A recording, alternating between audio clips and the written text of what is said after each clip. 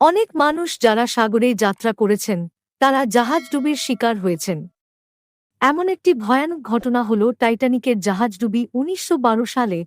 বিশাল এবং অত্যন্ত বিলাসবহুল টাইটানিক জাহাজটি একটি বরফখণ্ডের সাথে ধাক্কা লেগে ডুবে যায়, যার ফলে বহু মানুষ প্রাণ হারান। বিভিন্ন কিংবদন্তিতে বলা হয় সাগরের তলে বিভিন্ন ভয়ানক দানব এবং রহস্যময় প্রাণীর বাস।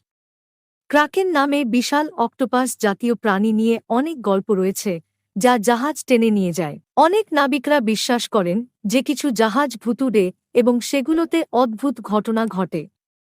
উদাহরণস্বরূপ মেরি সেলেস্টে জাহাজটি ১৮৭২ সালে পরিত্যক্ত অবস্থায় পাওয়া যায়, যেখানে সমস্ত ক্রু সদস্য অদৃশ্য হয়ে গিয়েছিল।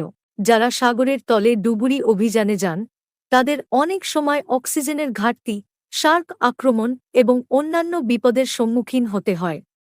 এই ধরনের অভিজ্ঞতা তাদের জন্য খুবই ভয়াবহ হতে পারে। সাগরের তলে লুকিয়ে থাকা প্রাচীন সভ্যতা এবং শহরগুলি, যেমন আটলান্টিস, অনেকের কল্পনায় ভয়ানক এবং রহস্যময় ঘটনা হিসেবে স্থান পেয়েছে। বলা হয় এই শহরগুলোতে প্রবেশ করলে আর ফেরা সম্ভব হয় না। আর একথাটা সত্য। এই ধরনের কাহিনীগুলো মানব মনের কল্পনা এবং বাস্তব অভিজ্ঞতার মিশ্রণে গঠিত, যা সাগরের তলে মানুষের যাত্রাকে ভয়ানক এবং রহস্যময় করে তুলেছে।